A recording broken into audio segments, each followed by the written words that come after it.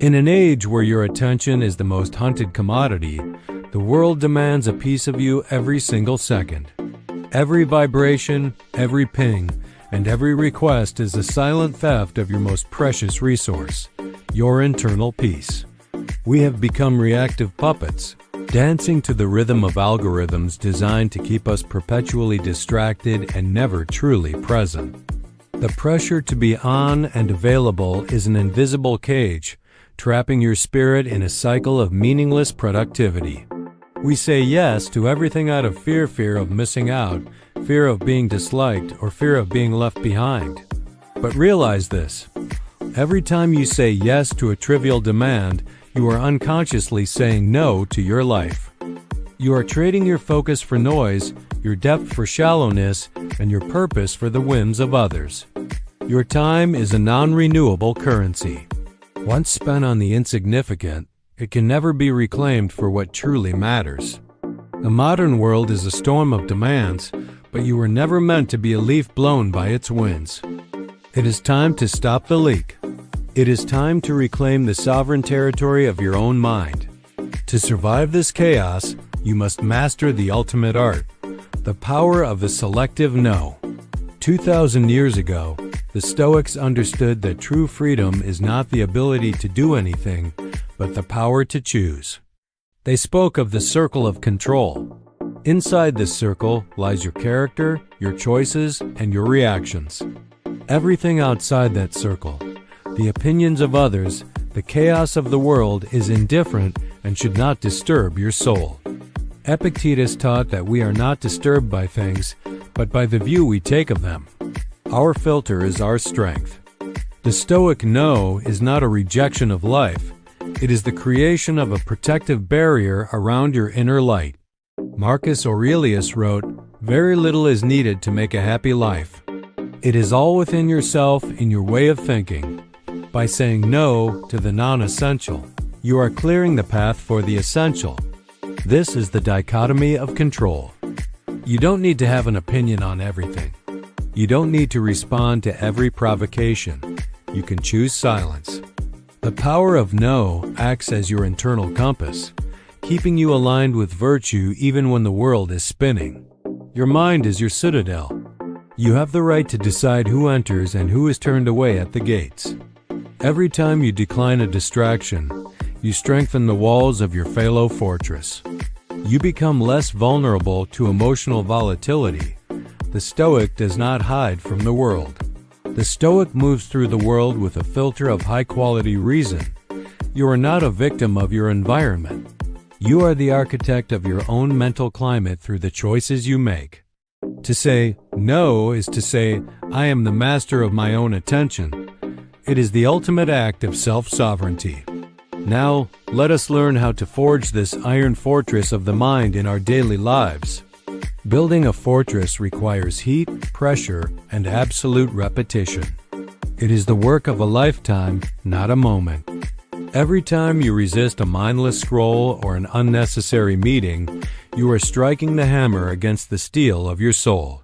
Focus is not just saying yes to one thing.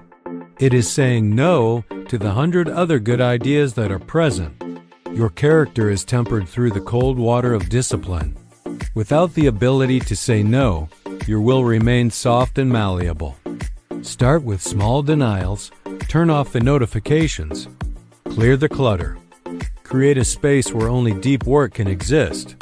An external fortress of order reflects an internal fortress of thought. When your environment is simple, your mind can be complex. A crowded schedule is often a sign of a scattered mind. Prune your commitments like a master gardener removes dead branches. When you are asked to give your time away, pause. Ask yourself, does this align with my highest purpose? The world will try to tempt you with shiny objects and fleeting pleasures. A fortress is built by valuing the long term over the immediate. Discipline is the bridge between goals and accomplishment. That bridge is paved with the no's you say to comfort. You are the king of your internal kingdom. Do not let invaders occupy your throne room with their gossip and drama. Saying yes to everyone is a form of cowardice. Saying no to what is irrelevant is a form of courage. Each boundary you set is a stone in your wall. Over time, these stones create an impregnable defense for your sanity. Elevation requires lightness. You cannot fly if you are carrying the weight of everyone else's expectations. Refusal does not need to be an act of war. It can be an act of profound self-respect and honesty. Be like the rock in the stream. Let the opinions of others flow over you without moving you from your foundation. A no to overtime is a yes to your family. A no to a toxic friend is a yes to your mental health. You do not owe the world your constant engagement. You owe yourself the integrity of your own choices. Your no is your shield.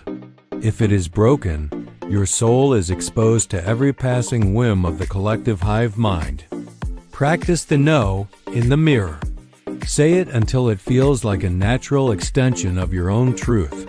Soon you will not feel guilt. You will feel the lightness of liberation. Stand firm in your stoic resolve. If a yes costs you your peace of mind, it is too expensive a price to pay. Inside your philo-fortress lies the sanctuary of the soul. Here, time slows down and the noise of the world finally dies. In this sanctuary, you are not defined by what you do for others, but by who you are in the silence. Clarity is the reward of the selective no.